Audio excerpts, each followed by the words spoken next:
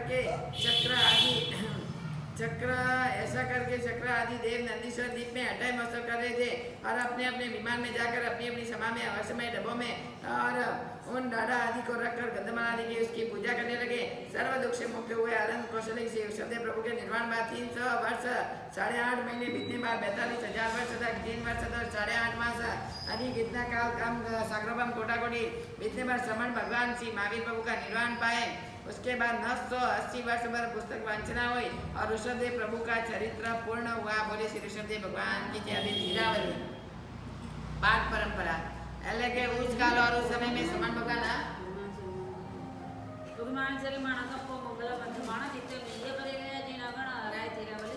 महावीर प्रभु के 9 दहन हुए और भगवान आपकी से स्तुति पूछे गए। श्रमण भगवान श्री महावीर के 9 गण और 11 गणधर हुए। ऐसा कहा जाता है कि श्रमण भगवान श्री महावीर प्रभु के 9 गण और 11 गणधर थे क्योंकि असम की रचना बताई एक वाचना थी तथा नित्यार और प्रभास की एक वाचना थी और इसी से 9 गण और 11 गण थे ये युक्त हुआ और वे 11 गणधर राजगृह नगर में 24 मास भक्ति तपस्या से यानी 1 मास तक भोजन का परित्याग करके पादोगमन अनशन द्वारा मोक्ष को गए। यावत सर्व दुखों से मुक्त हो गए। श्री महावीर प्रभु मोक्ष गए। बाद थवरी इंद्रपुति और स्थवीर सुधर्मा स्वामी ये दोनों मोक्ष गए। 11 गणधरों में से 900 प्रभु के जीते ही मोक्ष में पधार गए। इस वक्त जो साधु विचरते थे उनको आर्य सुधर्मा अंगार के शिष्य संतान बनना चाहिए। ऐसे शेष गणधर शिष्य संतान नहीं क्योंकि वे अपने निर्वाण समय अपने अपने गण के सुधर्मा स्वामी को सौंप कर मोक्ष में गए। कहा कि सर्व गणधर समस्त लब्धियों से संपन्न वज्र संबंध वाले और समस्त संतान वाले 1 मास के पादकों से मुक्ति गए। अभी सुधर्मा स्वामी अभी इंद्रपुरी भी गए। 11 गणधर हो गए। 4 नंबर के सुधर्मा स्वामी आए। श्रमण भगवान श्री महावीर प्रभु का से बोलते चार पूरा हुआ। એટલે उन काश्यप गोत्र श्रमण भगवान महावीर थे। अग्निवेशन गोत्र वाले आर्य सुधर्मा स्वामी स्थवीर शिष्य थे। श्री वीर प्रभु के पाठ पर श्री सुधर्मा स्वामी 5वें गणधर थे। उसका स्वरूप इस प्रकार है। गोलांग सन्निवेश में धर्मी नामक ब्राह्मण के बदिला नामक स्त्री थी। उसकी कुक्षी में एक पुत्र रत्न का जन्म हुआ।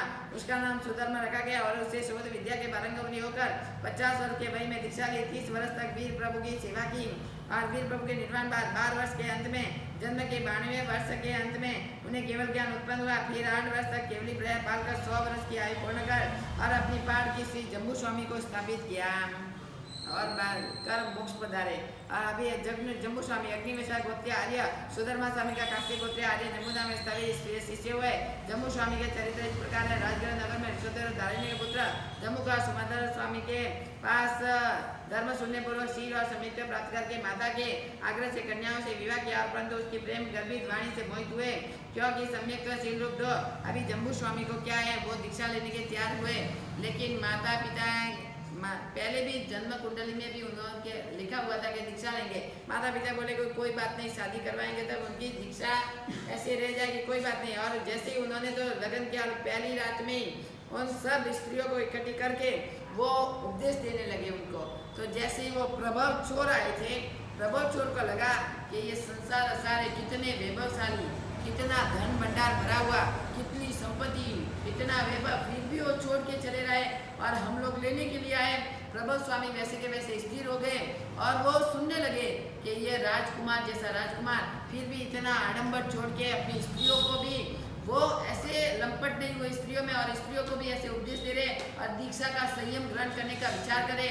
तो प्रभु स्वामी को भी लगा कि हम लोग भी क्या करें चोरी करके वैसे जिंदगी पूरी बर्बाद हो गई है चोरी करके आजीविका चलती है तो हम लोग भी दीक्षा लेने के लिए तैयार हो। तो वो भी जम्बू स्वामी के पास आते कि हमारी भी भावना हम साथ में दीक्षा लेंगे। फिर रानियां भी बोली हम साथ में दीक्षा लेंगे और फिर रानी के जब 8 रानियां थी उनकी भी जो माता पिता थे वो भी बोले हमारी भावना पहले 527 जन साथ में दीक्षा लेते वो थे जम्बू स्वामी। फिर एक दिन वरामीर का मांडला बनाकर स्वयंभर ने सगर्भा तजी हुई अपनी स्त्री के जन्मे हुए मनक नाम का पुत्र हिता 10 वैकलिक सूत्र की रचना की। यशोभद्र सूरी की अपनी पाठ पर स्थापित कर दिए और श्री वीर ने 98 बाद स्वर्ग सिधावे। यशोभद्र सूरी बच्चों को मनक नामा स्थवीर आर्य संभव के तुंग्यानुम गोत्रीय स्थवीर और यशोभद्र शिष्य थे। ये यशोभद्र सूर्य बौद्ध भाव और संबुद्धि विजय के दोनों शिष्य अपनी पाठ पर स्थापित सर्ग गए। संबुद्धि विजय और भद्रभाव स्वामी यहाँ पर संस्कृत भाषा से स्त्रीरावली कहते थे। संस्कृत भाषा से आर्य यशोभद्र से लोग सीतावरी इस प्रकार की है। तुंग्याकन गोत्रीय स्थवीर यशोभद्र दो स्थवीर, एक मानव गोत्रीय स्थवीर संभवित और दूसरे प्राचीन गोत्रीय स्थवीर आर्य भद्रभाव। श्री यशोभाव भद्र की पाठ पर श्री संबुद्धि विजय और आर्य भद्रभाव नामक दो पटधर हुए। उसमें श्री भद्रभाव का संबंध इस तरह प्रतिष्ठापुर वरामीर और भद्रभाव नामक दोनों ब्राह्मण ने दीक्षा ली थी। उसमें भद्रभाव को आचार्य पद होने पर गुस्सा होकर वरामीर ने ब्राह्मण का वेश धारण कर वंश वहारहिता बनाकर निमित्त की परोपणा आदि से अपना गुजारा करना प्रारंभ किया। लोगों ने कहने का एक जंगल में एक जगह शिला पर सिंह लग्न लिखा था। सोते समय उसे मुझे याद आया कि मैंने उस लग्न को मिटाया नहीं। मैं उसी वक्त रात को वहां गया तो परंतु उस पर मैंने सिंह बैठा देखा, तथापि निडर हो नीचे होकर हाथ डालकर उसके लग्न को मिटा दिया और उससे संतुष्ट हुआ। सिंह लग्न का अधिपति सूर्य प्रतीक होकर मुझे अपने मंडल में ले गया और वह सर्वग्रह का सार मुझे दिखलाया। एक दिन वरामीर ने एक मांडला बनाकर राजा से कहा कि इस मांडले के मध्य भाग में आकाश से 52 पल का प्रमाण वाला एक मच्छ पड़ेगा, परंतु भद्रभाव स्वामी ने कहा अर्ध पल प्रमाण वजन उसका मार्ग में ही सूख जाएगा। उसके 51.5 पल प्रमाण वाला और मध्य भाग में न पड़कर एक किनारे पर पड़ेगा। घटना इसी प्रकार हुई और अपनी बात झूठी साबित होने के वरामीर का मन बड़ा दुखित हुआ। यह दूसरा अवसर देखने लगा। एक दिन राजा के घर पुत्र रत्न का जन्म हुआ। वरामीर ने इनको 100 वर्ष का आयु बताया और लोगों ने ये बात फैलाई कि भद्रभाव तो व्यवहार को भी नहीं जानते कि राजा का पुत्र का बधाई देने के लिए भी नहीं आए। और श्री संघ के आगेवानों ने ये भद्रभाव से अर्ज की और उन्होंने फरमाया कि हम पुत्र बधाई देने के लिए कोई अर्ज नहीं है, परंतु 7वें दिन हमें पुत्र शौक के प्रकट करने के लिए जाना पड़ेगा, इसलिए हमने मौनावलंब सहज कर समझाया। संघ ने बड़े आचार्य से पूछा कि ज्ञानी गुरुदेव ऐसा क्यों? तब आचार्य महाराज ने फरमाया कि राजकुमार की 7वें दिन बिल्ली से मृत्यु हो जाएगी। राजा को तो ये बात मालूम है तो राजा के शहर में समान बिल्लियां निकलवा दी। तथा 7वें दिन दूध बने बालक के मस्तक पर बिल्ली के मुखार आकर अर्गला टूट के पड़ने से उसकी मृत्यु हो गई और भद्रभाव के ज्ञान की प्रशंसा और वरामीर की सफल निंदा हुई। वरामीर क्रोध में मरकर व्यंत देव हुआ। उसने मरकी आदि के उपद्रव करना शुरू किया। भद्रभाव ने उपसक्रम स्तोत्र रचकर संघ का बयान किया। जब मरकी का रोग हुआ था ना तो उपसक्रम स्तोत्र से उपसक्रम दिन के फिर पानी छाटते थे, तब मरकी का रोग दूर हुआ था 100 वर्ष पहले। और उसके कल्याण ऐसे ही भद्रभाव गुरु जयवंती रहे। श्री स्थूली भद्र जी मानव गोत्रीय स्थवीर आर्य संबुद्धि विजय के गौतम गोत्रीय स्थवीर आर्य स्थूली भद्र शिष्य। स्थूली भद्र का संबंध इस प्रकार है। पाटलिपुत्र में सक्राट मंत्री के पुत्र को स्थूली भद्र 12 वर्ष तक कुशानामा वेश्या के घर रहे। वर उसी ब्राह्मण के प्रयोग से उसके पिता की मृत्यु होने के बाद नंद राजा ने बुलाया। वे स्थूली भद्र एक कुशा वेश्या के स्त्री में मुग्ध हो गए और वो 12 वर्ष तक उसके कुशा वेश्या के घर में रहे। जब पिता की बीमार थे तो भी उनको बुलाया तो नहीं आया। पिता मरने के लिए तैयार, पिता की अंतिम घड़ी भी तो भी नहीं आया। पिता मर गए तो भी नहीं, लेकिन इतना मोह में इतना पागल हुआ कि 12 वर्ष तक गुजर रहे लेकिन वो आया नहीं। तब पिता के जब मंत्री मुद्रिका लेने के लिए तब श्रीअंग उसका छोटा भाई तो वो बोला मेरे भाई बड़े हैं स्थूली भद्र जी, और स्थूली भद्र जी को बुलाया और स्थूली भद्र जी ने विचार किया कि मैं कितना धिक्कार हूँ। पिता की अग्नि को संस्कार को देख के उनको वैराग्य उत्पन्न हुआ और राजा को बोला मैं अभी आता हूँ। उद्यान में जाके उन्होंने कपड़े पहने और लोस किया और बोला धर्म लाभ, और वो जाए और कोसा वेश्या को भी छोड़ दिया। बहुत ही स्थूली भद्र और स्थूली भद्र वहाँ जाए। फिर मुनियों ने उनको चातुर्मास करने के लिए वहाँ सब जगह भेजा। तो स्थूली भद्र जी ने बोला मैं कोसा वेश्या के उधर ही चातुर्मास करूंगा और वहाँ कोसा वेश्या को प्रतिबोध करना है, क्योंकि मैंने 12 वर्ष उसके साथ गुजारा तो कुछ धर्म प्राप्ति करवानी। कोसा वेश्या के उधर एक पहाड़ के ऊपर उन्होंने चातुर्मास किया चित्रशाला में, जहाँ नग्न चित्र लगे हुए थे वहाँ चित्रशाला में चातुर्मास किया। और चातुर्मास में कोसा वेश्या को पहले से बोला तेरे को कुछ भी करना हो वो 3.5 हाथ दूर रह के तू मेरे साथ कुछ भी कर सकता है। मैं तेरे को एक माँ के समान समझता हूँ। जो माँ पुत्र के आगे कैसा भी कुछ भी हाव भाव दिखाएगी, कुछ भी करेगी तो भी उनको विकार पैदा नहीं होगा। इसलिए वो स्थूली भद्र जी भी जब चातुर्मास करके आए तो उनके 4 गुरु भाई थे।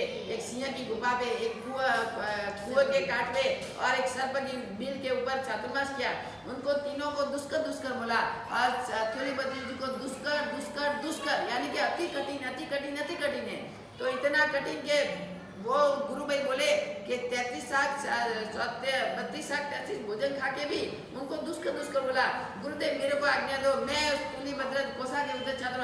गुरुदेव बोले आपका काम नहीं है। फिर भी वो गए और फिर कोषावेश्य ने, उन्होंने तो पहले ही चित्रशाला देखी तो वो डर गया, ये क्या करना है अभी। कोषावेश्य ने बोला मेरे पास से एक रत्न कम्बल लेके आओ। तो उन्होंने अपना वेश छोड़ दिया और रत्न कम्बल लेने के लिए नेपाल में चले गए। जब रत्न कम्बल लेके आए तो कोषावेश्य ने वो रत्न कम्बल हाथ पैर से लोकर गट्टर में डाल दिया। तो वो बोले मैं इतनी मेहनत से लेके आया और तूने गट्टर में डाल, अरे तुम्हारा इतना महान चारित्र, आप लोगों ने एक रत्न चिंतामणि जैसा चारित्र आपने गट्टर में फेंक दिया और आप इतने धिक्कार। वो तो पक्की 12 व्रतधारी श्राविका बन गई थी। तो उन्होंने फिर उन गुरुदेव को स्थिर किया और गुरु वापस आए, गुरु के चरणों में आए, बोले तुलिभद्र जी दुष्कर कारक है, हम लोगों की भावना ऐसी नहीं है। तो फिर ऐसे तुलिभद्र जी थे। अब दूसरे में अभी एक समय का जिक्र है कि राजा व्रतवान का दुश्मन हुआ, उसने अपने मांगने को गया और बेचा। एक समय 12 वर्षीय दुकाल में अंत में संघ के आग्रह से भद्रभाव स्वामी तुलिभद्र जी को तो गुरु तुलिभद्र जी और 12 वर्षीय अंत में अग्रज भद्रभाव स्वामी 500 मुनियों को दृष्टिवाद का सदैव 7 वासना देते थे। 7 वासना में से अतृप्त रहते हुए अन्य सब मुनियों उद्विग्न होकर ज्ञान कर गए। तुलिभद्र जी अकेले रह गए। वे 2 वस्तु कम 10 पूर्वक पढ़े। एक दिन बंधन के लिए आई हुई अभी तुलिभद्र जी ने दीक्षा ली तो 10 पूर्व का ज्ञान उनको हो गया था। तो फिर वो अकेले रह गए कि मेरी बहनों को बताओ मेरे में कितनी विद्या है। और वो बहनें बंधन करने के लिए आए तो उसने सिंह का रूप कर दिया। तो फिर बहने नीचा के अभिमान आया ज्ञान का। तो फिर गुरुदेव उनको ज्ञान बढ़ाने के लिए अभी वो पढ़ने के लायक नहीं है और वो सिंह का रूप दिखलाने की बात के नाराज थी। श्री भद्रभाव स्वामी तुलिभद्र जी से कहा वासना के लिए तुम अयोग्य है, क्योंकि ज्ञान पचा नहीं है अभी तक और ज्ञान का आपने दुर्व्यवहार किया, अतः वाचना न मिलेगी। फिर संघ के अत्याग्रह से उनको अन्य को वाचना न देनी। यह अगर शायद 4 पूर्व की 14 पूर्व पढ़ना था, लेकिन 10 पूर्व पढ़े, 4 पूर्व मूल ही पढ़ाया, उनका अर्थ नहीं करवाया भद्रभाव स्वामी ने। और जम्बू स्वामी अंतिम केवली हुए और प्रभु संयम बाबा यशोभद्र समुद्री विधि भद्रभाव और तुलिभद्र ये सश्रुत केवली हुए। अभी आर्य महागिरी और सुहस्ती गौतम गोत्रीय स्थवीर आर्य सुहस्त्री के तुलिभद्र के 2 शिष्य थे, एक एलापत्य और गोत्रीय स्थवीर और एक महागिरी का वशिष्ठ गोत्रीय स्थवीर। सुहस्ती सूर्य उनका संबंध इस प्रकार है, जिन कल्प विचर होने पर भी जिस धीर पुरुषों से जिन कल्प की तुलना से ऐसे मुनियों में ऋषभ के समान और श्रेष्ठ शरीरों को धारण करने वाले महामुनि आर्य सुगरी महागिरी को मैं वंदन करता हूँ, जिससे जिन कल्प की तुलना की और सेठ के घर में आर्य सुहस्ती ने जिसकी स्थापना की, ऐसे आर्य महागिरी को मैं वंदन करता हूँ। इसके कारण संप्रति राजा सर्व प्रसिद्ध रुचि पाए और अपने जैन धर्म को पाए हुए मुनि प्रबल आर्य सुहस्ती को मैं वंदन करता हूँ। जिस आर्य सुहस्ती महाराजा ने साधु में भिक्षा मांग लिया और भिक्षु को दीक्षा दी थी, वह भिक्षु मरकर कहाँ पैदा हुआ सो कहते हैं सैनिक का पुत्र कौणिक, उसका पुत्र उदय, उसकी पाठ पर वह नंद और पाठ पर चंद्रगुप्त, उसका पुत्र बिंदुसार, उसका अशोक, उसका कुणाल, उसका पुत्र संप्रति राजा और जन्मते उस दादा के राज्य दे दिया था। उस समय रथ यात्रा में फिरते हुए आर्य सुहस्ती को देख उसे जातिमान ज्ञान पैदा हुआ और जिससे वह 1.25 लाख जिनाले और 1.25 करोड़ नवीन जिनबिंब बनाए, 36,000 मंदिरों का जीर्णोद्धार कराया, 95,000 पीतल की प्रतिमाएं बनवाकर और हजारों दानशाला खोलकर 3 खंड पृथ्वी को जैन धर्म से विभूषित किया। अन्य देशों में करयुक्त कर धर्म अनुयायी बना, साधु वेश धारण करने वाले सेवकों को अन्य देशों में भेजकर साधुओं से विहार करने योग्य बनाए और सेवक राजाओं से जैन धर्म में अनुरुक्त किया। जो प्राशुक वस्तु वस्त्र पात्र अन्न दही आदि बेचते थे, उन्हें संप्रति राजा ने कर रखा था कि तुम आते जाते मुनियों के सामने अपनी चीजें रखना और मुझे जो चीज ग्रहण करे खुशी से उन्हें देना। हमारा खजानसा ही तुम्हें इन चीजों का मूल्य तथा इच्छित लाभ गुप्ततया देने वाले राजा के आज्ञा देगा। और स्थवीर आर्य दिन के कौशिक गोत्रीय जाति स्मरण ज्ञानधारी स्थवीर आर्य सिंहगिरी शिष्य थे। कौशिक गोत्रीय जाति स्मरण ज्ञानधारी स्थवीर आर्य शिष्यगिरी को गौतम गोत्रीय स्थवीर आर्य शिष्य से गौतम गोत्रीय आर्यवत के उत्कोशिक गोत्रीय स्थवीर आर्य वजसन शिष्य थे। उत्कोशिक आर्य पाठ परंपरा चल रही है अभी और आर्य तपस्या आर्य तापसी शाखा निकली। यह विस्तृत वासना द्वारा स्थविला कहते हैं। इस विस्तृत वासना में यशोभद्र से स्थिरावली इस प्रकार जानी चाहिए। इसमें बहुत से भेद का लेकर दो हेतु समझना चाहिए। शेष स्तरों की शाखा यह प्राय कुल आज की भी मालूम नहीं होते। उन्होंने जाने का मत भी 200 कामा से तिजोरो जोगे गए। अभी उत्तम पुरुषों के जुदे जुदे वंश या विवक्षित आद्य पुरुष की संतति जानना चाहिए। जैसे वज्र स्वामी के नाम से हमारी वज्री शाखा निकली और तुंग्याबन के गोत्रीय स्थवीर आर्यभद्र के 2 स्थवीर शिष्य पुत्र समान थे, जिनके पैदा होने से पूर्वज आर्य पिछड़ में न पड़े, ऐसे अत्यंत पुत्र थे। और इसी तरह प्राचीन गोत्रीय स्थवीर आर्यभद्रभाव के 4 स्थवीर शिष्य पुत्र समान प्रसिद्ध थे। और गोदास स्थवीर अग्निबाद स्थवीर यज्ञदत्ता सोमदर, ये चारों ही काश्यप गोत्रीय थे। और अभी है पुत्र वर्धनिका और दासी सर्गवाटिका माड़र गोत्रीय स्तंभी सपुत्री के 12 स्थवीर सूच्य नाम थे। नंदभद्र, उपनंद, तीर्थभद्र, यशोभद्र, सुम्नभद्र, मणिभद्र, पुण्यभद्र, स्थलीभद्र, रुचिभद्र, मंजू, जम्बू, दीर्घभद्र और पांडुभद्र।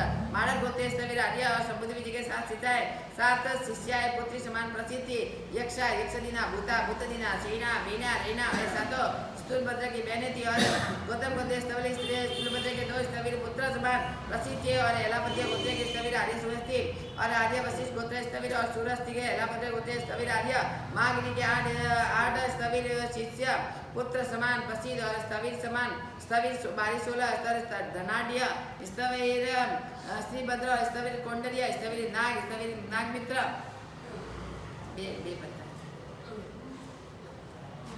और काश्यप गोत्रीय और संडोकुल रोगुप्त द्रव्य गुण कर्म सामान्य एवं संबंध सब पदार्थों की भ्रमणा करने से जड़ और उल्लुक में पैदा होने से उल्लुक में पैदा होने से रोगुप्त से 13 से मत निकला। जीव, अजीव और नो जीव नामक 3 राशि के भ्रमणा करने वाले उसके शिष्य प्रसिद्ध और कहलाते हैं। उसकी उत्पत्ति करके वीर प्रभु के निर्माण बाद 584 वर्ष में अंतरजिका नामक नगरी में बुधग्रह ऐसे व्यंतर के क्षेत्र में रहे हुए श्री गुप्ताचार्य और ध्वनि सुनकर उस पटक को स्पर्श किया और वहां से आकर आचार्य से बात की। फिर बिच्छू, सर्प, सुआ, मुर्गी, काकी, शकुनिका नामक परिवजा की विद्याओं से उपचार करने वाली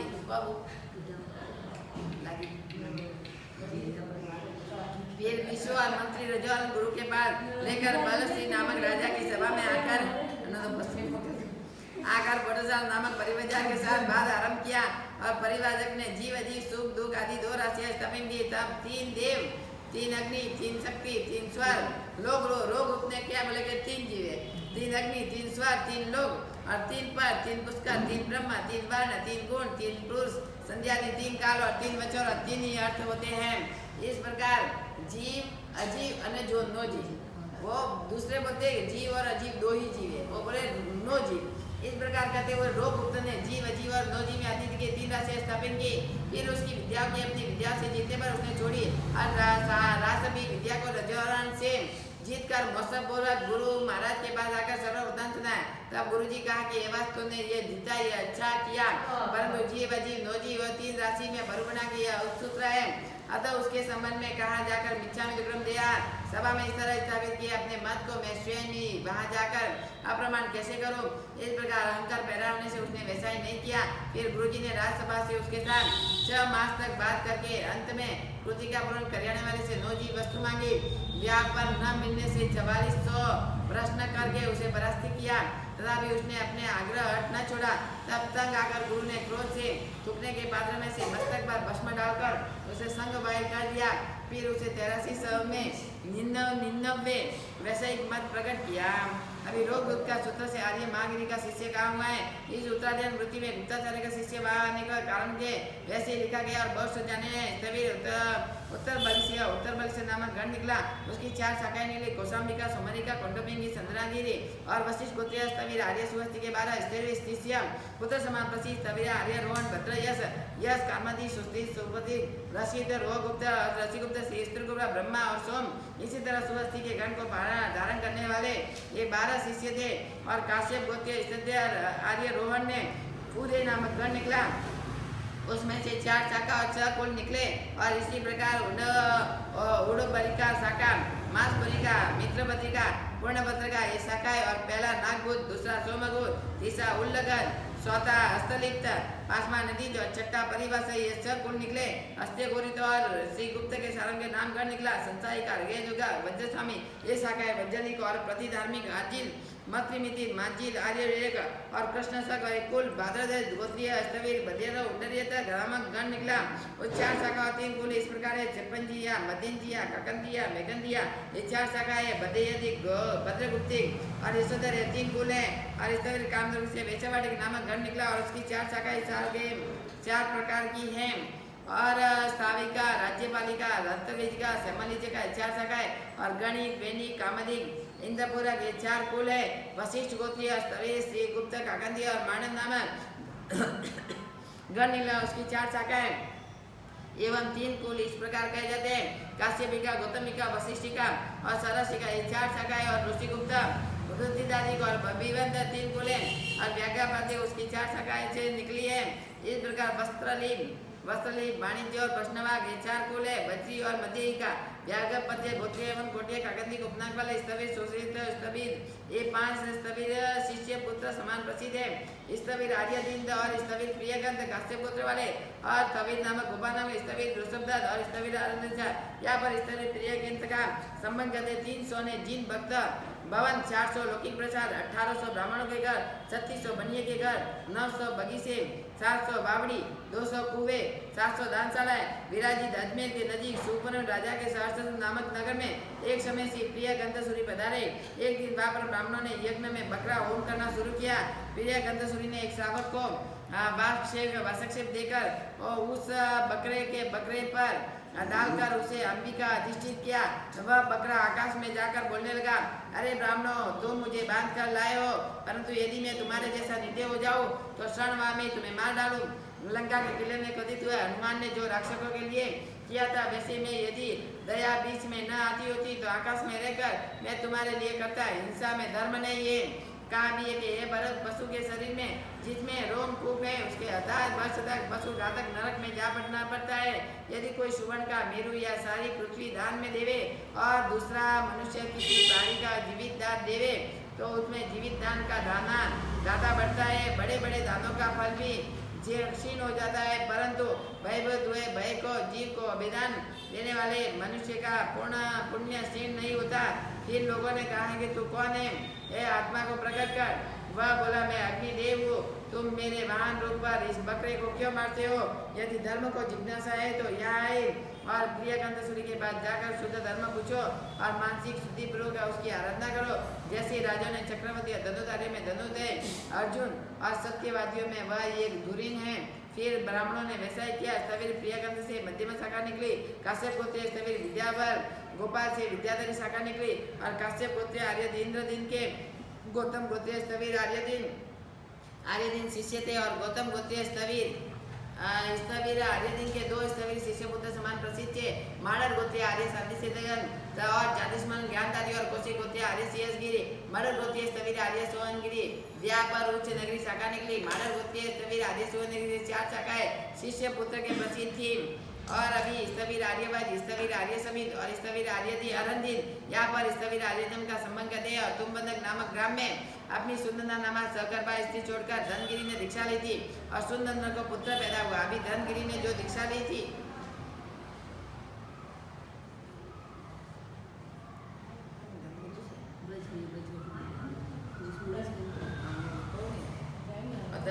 धनगिरी नाम धन श्रेष्ठी था। धनगिरी ने दीक्षा ली तो उनकी पत्नी सुनंदा तो उनका पुत्र था जो जब वो पैदा हुआ तो वो बहुत रोने लगा।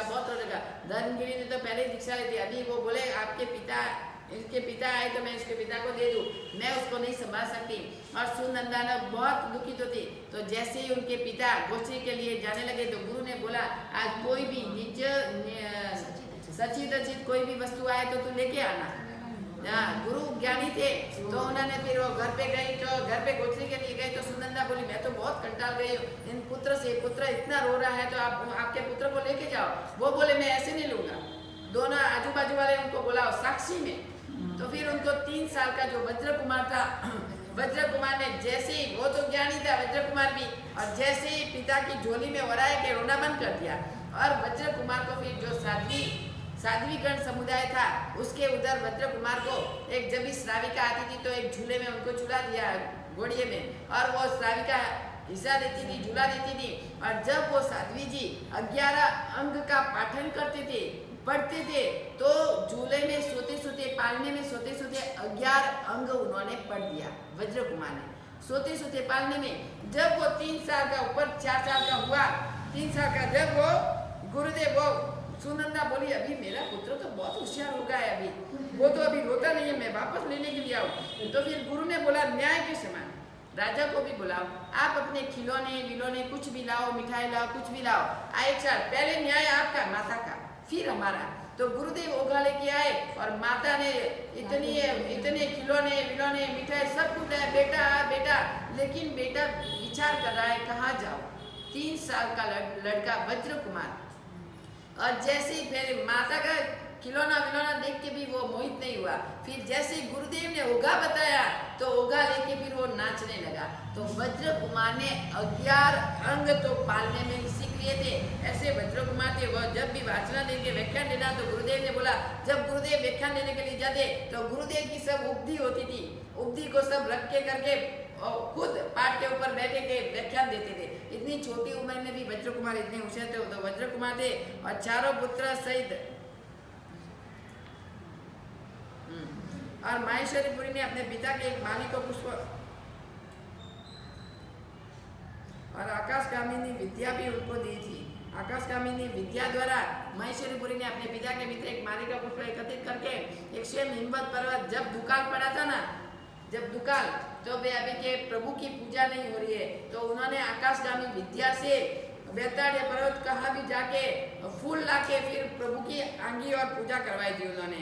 वो वज्रसेन ने रोक दिया और दूसरे दिन सुबह कितनी जहाज द्वारा धान्य आ जाने से सुकाल हो गया। जब 1 लाख का जो 20 जिंदा श्रावक के घर लक्ष्य मूल्यवान अन्न पका, 1 लाख मूल्य का अन्न जब पकेगा तब दूसरे दिन सुकाल होगा। 1 लाख मूल्य का अन्न पकाया तो फिर वज्र कुमार को मालूम पड़ा कि वो मूल्यवान का अन्न पका, उसकी ईश्वरी नामा स्त्री इस हेतु से सारा कुटुंब सारा मर जाए तो इसमें विष डालने की तैयारी कर रही थी। 1 लाख रुपए का लाख रुपए का अन्न लाके उसमें विष डालने के हम भी मर जाए, अभी दुकान तो कब पूरा हो गया, खाने के लिए कुछ नहीं है। तो फिर मालूम हुआ कि उस गुरु का वचन सुनकर श्री वज्रसेन ने रोका। दूसरे दिन सुबह कितनी जहाज द्वारा धान्य आ जाने से सुकाल हो गया। उस वक्त जिंदत ने अपनी स्त्री तथा नागेंद्र चंद्र विभूति और विद्याधर नाम चारों पुत्रों से दीक्षा ग्रहण की और उन चारों शिष्यों के साथ से 4 शाखाएं निकली और गौतम गोत्रीय स्थवीर आर्य सुहस्ती और ब्रह्मदिगिना मामा शाखा निकली, जिसका संबंध इस प्रकार है। आबिर देश में अचलपुर के नजीक तथा कंधा और बेनन्ना नामक 2 नदियां के बीच जम्बूद्वीप में टापू 500 प्रतापस रहते थे। उसमें से एक पैरों में लेप करके स्तर से पादलिप्त सूरी और समान जल चलकर जल से पैर भिजे बिना नदी में उतरकर पारना के लिए जाया करता था। यह देख अहो इसमें तप की शक्ति कैसी है, जैनियों ने ऐसा कोई भी प्रभावशाली नहीं है। ऐसी बातें सुनकर श्रावकों ने वज्र स्वामी के मामा आर्य समीसूरी को बुलाया। उसने फरमाया कि ये तापस के तप की शक्ति नहीं है किंतु पाद लेप की शक्ति है। एक दिन तापस को श्रावक ने भोजन के लिए निमंत्रित किया और आने पर उसके पैर पादुकाएं खूब मसल कर धो डाले। भोजन किए बाद नदी तक श्रावक साथ गए। दुष्टता का अवलंबन देखकर नदी में प्रवेश किया, तुरंत ही वह डूबने लगा। इसमें तापसों की बड़ी अभ्रजना हुई। उसी समय आर्य समीसूरी ने लोगों को प्रतिबोध करने के लिए नदी में योग चून डालकर कहा, हे बेन्ना, और मुझे उस पार जाना है। इतना कहते ही अलग अलग हो गए। यदि रास्ता दे दिया, यह देख लोगों का बड़ा आश्चर्य हुआ और सूरी जी को तापसों के आश्रम में जाकर उन्हें उपदेश देकर दीक्षित किया और ब्रह्मचार्य का शाखा निकली। आर्य महागिरी, आर्य सुहस्ती, गुण सुंदर सूरी, समाचार्य, स्कंदाचार्य, रेवती श्री सूरीसर और श्री धर्म भद्रगुप्त से श्री गुप्त और वज्र सूरीसर से 10 पूर्वी प्रदान हुए। गौतम गोत्रीय स्थवीर आर्य से आर्य शाखा निकली। गौतम गोत्रीय स्थवीर आर्यवत से स्थवीर शिष्य पुत्र समान प्रसिद्ध और स्थवीर आर्यवज्रसेन से आर्यवज्रसेन और आर्य शाखा निकली। और फिर पोषक गोत्रीय और स्थवीर आर्य पुष्पगिरी के गौतम गोत्रीय आर्य भर्गुमित्र शिष्य थे और गौतम गोत्रीय स्थवीर आर्य भर्गुमित्र के वशिष्ठ गोत्रीय थे। आर्य धनगिरी शिष्य थे और वशिष्ठ गोत्रीय के स्थवीर धनगिरी शिष्य थे और धनगिरी के शिष्य काश्यप गोत्र के स्थविर आर्यभद्र शिष्य काश्यप गोत्र दे और अनार्य नक्षत्र शिष्य दे काश्यप गोत्र के स्थविर आर्य नक्षत्र के काश्यप गोत्र स्थविर आर्य रक्षक के गोत्रीय स्थविर आर्य नाग शिष्य दे और गौतम गोत्र स्थविर आर्य नाग के वशिष्ठ गोत्रीय स्थविर आर्य जैल शिष्य दे और वशिष्ठ गोत्रीय स्थविर आर्य जैल के बड़र गोत्रीय आर्य विष्णु शिष्य दे मानव गोत्र के स्थविर आर्य विष्णु के गौतम गोत्रीय स्थविर आर्य कालिक शिष्य दे गौतम गोत्रीय स्थविर आर्य कालिका के गौतम गोत्रीय स्थविर आर्य संभालित और स्थविर आर्य भद्र दो शिष्य दे गौतम गोत्र के दो स्थविर शिष्यों के आर्य वृद्ध शिष्य दे और गौतम गोत्रीय स्थविर आर्य उद्र के से दे गौतम गोत्रीय स्थविर और संघ बालिक शिष्य दे और गौतम गोत्रीय स्थविर आर्य संघ बालिक के काश्यप गोत्र स्थविर आर्य अस्थि शिष्य दे काश्यप गोत्र के स्थविर आर्य सिंह के काश्यप गोत्र स्थविर आर्य धर्म शिष्य दे काश्यप गोत्र के आर्य धर्म के शिष्य आर्य मंडित शिष्य दे और अभी गौतम गोत्रीय फल्गु मित्र को वशिष्ठ गोत्रीय धनगिरी को और कुश गोत्रीय शिव बुद्धि को और कौशे गोत्रीय दुर्जय कृष्ण को वंदन करता हूँ उसे मस्तक से नमन कर काश्यप गोत्रीय भद्र को और काश्यप गोत्रीय नक्षत्र को और काश्यप गोत्रीय दक्ष को नमस्कार करता हूँ गौतम गोत्रीय आर्यनाथ को वशिष्ठ गोत्रीय आर्यजेहिल को मणर गोत्रीय विष्णु को और गौतम गोत्रीय कालिक को वंदन करता हूँ और गौतम गोत्रीय कुमार संपालित को और आर्यरथ को नमता हूँ और एवं गौतम गोत्रीय स्थविर आर्यवत को वंदन करता हूँ उसे मस्तक के नमन कर स्थविर सत्व और चारित्र और ज्ञान से संबंध काश्यप गोत्रीय और संगम पालित को वंदन करता हूँ समा के सागर धीर और गंभीर ग्रीष्मकाल के प्रथम मास में